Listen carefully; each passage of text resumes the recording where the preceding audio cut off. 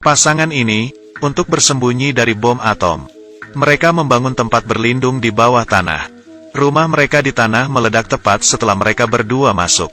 Tampaknya serangan bom nuklir benar-benar terjadi. Untuk menghindari radiasi nuklir, suaminya adalah seorang ilmuwan. Bawa semua orang ke ruang aman di mana dia sudah mengatur waktunya. Setelah 35 tahun, pintu baru bisa dibuka. Tetapi mereka tidak tahu bahwa ledakan itu bukan nuklir, tetapi kecelakaan pesawat. Istrinya sedang hamil. Setelah itu, dia memberi nama anaknya Adam. Jadi seperti ini Adam dilahirkan dan dibesarkan di area terlarang. Ada banyak utilitas di tempat penampungan ini. Selain kebutuhan untuk keperluan sehari-hari yang cukup untuk 35 tahun. Bahkan dilengkapi dengan ekosistem yang menarik. Untuk kegiatan santai mereka bisa memancing, menanam. Sang istri bahkan bisa berbelanja di gudang. Mereka berdoa bersama sebelum makan. Bersama-sama menonton film setelah makan malam. Meskipun mereka tinggal di bawah tanah dan terisolasi dengan dunia luar. Tetapi mereka masih hidup dengan sangat bahagia dan memuaskan. Sang ibu mengajari Adam cara etiket dan menari.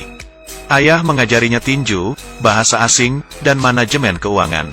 Bahkan mengajari bocah itu tentang ruang bawah tanah dengan koleksi kartu favoritnya. Dia juga menyerahkan semua sahamnya kepada Adam.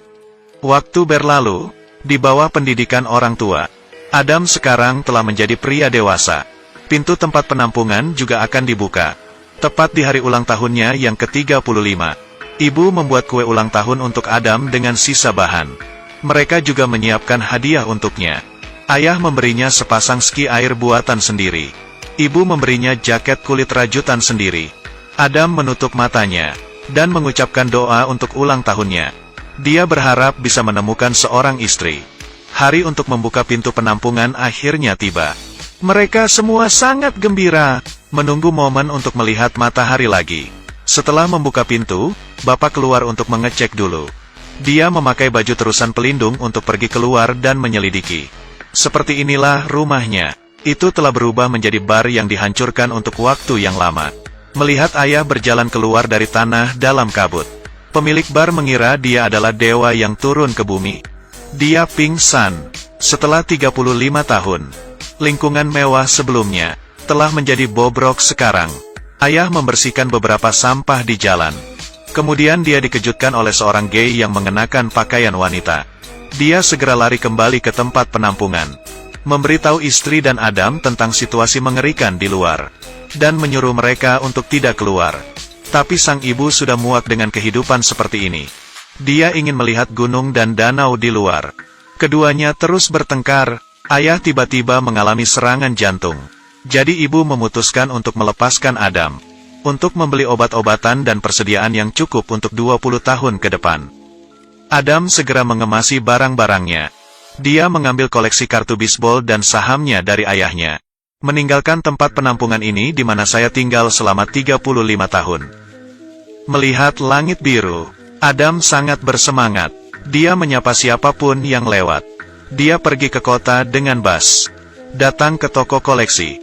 Dia ingin menjual koleksi kartu dasar yang diberikan ayah kepadanya dengan imbalan sejumlah uang untuk dibelanjakan. Bos melihat koleksi kartu bisbol White Owl yang lama. Dia langsung tertegun. Karena koleksi kartu baseball retro ini sangat berharga untuk saat ini. Tetapi bos merasakannya. Adam sepertinya tidak tahu tentang nilainya. Jadi dia menyarankan untuk membayar seluruh kotak seharga $500. Adam mengira dia telah membuat kesepakatan yang bagus. Tapi berkat Eve, pramuniaga berdiri di dekatnya. Katanya satu kartu di kotak ini bernilai $6.000. Intervensi Eve membuat bosnya marah. Jadi dia segera memecatnya. Adam jatuh cinta pada gadis yang baik dan antusias ini pada pandangan pertama. Dan ingin lebih banyak berbicara dengannya. Dia meminta Eve untuk mengantarnya ke hotel. Sebagai imbalan, dia akan membayarnya kartu bisbol. Tapi keesokan harinya, ia datang ke hotel dan memberinya kembali kartu bisbol. Aku tidak bisa menerima ini untuk mengantarmu pulang. Saya berharap saya bisa, tetapi saya tidak bisa. Jadi sini, ambil kembali. Tapi Adam tidak mau menyerah pada Hawa. Dia mengusulkan untuk mempekerjakan Eve untuk membantunya menjual kartu. Lalu gunakan uang itu untuk membeli kebutuhan sehari-hari. Menghadapi godaan gaji tinggi yang ditawarkan oleh Adam, Eve setuju. Mereka mulai berbelanja di gudang. Eve tidak ada ide, mengapa Adam membeli begitu banyak barang. Di matanya, Adam adalah anak laki-laki besar yang aneh. Setelah membeli semua persediaan, Adam meminta Hawa membantunya menemukan istri. Eve tidak bisa berkata apa-apa, tapi menurutinya. Sebenarnya, dalam beberapa hari terakhir bersamanya, bahkan juga tersentuh oleh bocah besar yang hangat dan polos ini. Adam penasaran tentang apapun. Dia meluncur dengan bebas, menyelam sendiri di laut dengan kegembiraan. Bahkan dia juga bermain dengan hujan.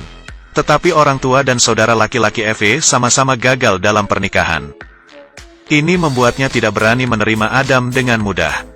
Untuk mencarikan istri bagi Adam, Eve membawanya ke bar di malam hari. Tapi saat melihatnya bersama wanita lain, mengobrol, tertawa dan menari, bahkan secara tidak sadar merasa cemburu dan tidak nyaman. Ketika dia kembali ke rumah, temannya mengatakan Adam akan pergi dengan seorang wanita. Dia mencoba untuk berpura-pura tidak peduli, tapi tetaplah mencemaskan dan pergi mencari Adam. Tapi dia tidak menyangka Adam tiba-tiba muncul di belakangnya. Dia bahkan membuatnya takut untuk berguling. Setelah masuk ke dalam, Adam dengan hati-hati membersihkan luka untuk Eve. Dia dengan sepenuh hati mengakui perasaannya padanya. Setelah malam itu, Eve memahami pikirannya sendiri, dan akhirnya menerimanya. Tetapi pada saat ini, Adam memberitahu Eve tentang keluarganya. Ketika bom atom meledak di Los Angeles pada tahun 1962, orang tua saya pergi ke tempat penampungan bawah tanah. Itu juga tempat saya lahir. Saya ingin membawamu ke sana. Pergi ke tempat penampungan bawah tanah. Setelah mendengar apa yang dikatakan Adam, hanya memiliki satu pikiran. Dia sudah gila. Jadi dia cepat dan mengucapkan selamat tinggal pada Adam. Keesokan harinya, Adam dan temannya pergi. Menemukan pintu masuk rumahnya secara tidak sengaja. Dia pergi ke rumah Eve dengan senang hati, ingin memberitahunya tentang kabar baik ini. Tapi Evan telah membawa psikiater. Mereka ingin membawa Adam untuk pemeriksaan. Adam lari dari mereka. Sebelum pergi, dia juga memberikan semua kartu bisbol yang tersisa kepada Eve. Adam akhirnya kembali ke rumah, bertemu dengan orang tuanya, dan dengan bantuan penjaga bar di atas, mengumpulkan orang untuk membantunya membawa persediaan yang dibeli dari gudang. Dan teman Eve juga ditemukan. Saham yang ditinggalkan Adam bernilai 10 juta US, dan barang-barang yang digunakan Adam juga diproduksi 35 tahun yang lalu. Mereka mulai percaya, apa yang dikatakan Adam mungkin benar. Jadi mereka memutuskan untuk menemukan Adam. Tapi ini seperti menemukan jarum di tumpukan jerami. Keduanya tidak mendapat apa-apa dan merasa frustrasi. Eve dengan putus asa melihat orang-orang berjalan. Dia tidak tahu apakah dia bisa bertemu Adam lagi di masa depan. Dia merasa sangat sedih. Pada saat ini, Adam muncul di seberang jalan. Dia segera keluar dari mobil, memeluk dan menciumnya erat. Begitu saja, Adam membawa Eve ke tempat penampungan bawah tanah. Ibu menyambut Eve dengan hangat. Ayah, di sisi lain, diam-diam mengajari Adam beberapa pengetahuan yang diperlukan, agar orang tua lebih beradaptasi dengan kehidupan luar. Adam menukar beberapa saham dan kartu bisbol dengan uang, mulai berinvestasi di berbagai industri, dan membangun rumah besar di pinggiran. Sampai semuanya beres, dia membawa orang tuanya dari ruang bawah tanah ke rumah besar di pinggiran kota. Adam ingin memberi mereka waktu untuk beradaptasi dengan dunia luar. Dan sejujurnya tidak ada serangan bom nuklir sama sekali. Ibu senang melihat langit lagi. Sebagai seorang ilmuwan, ayah masih skeptis tentang segala hal di luar. Saat ibu sibuk dengan masakannya, dia diam-diam mengukur ukuran halaman, merencanakan area untuk tempat penampungan berikutnya.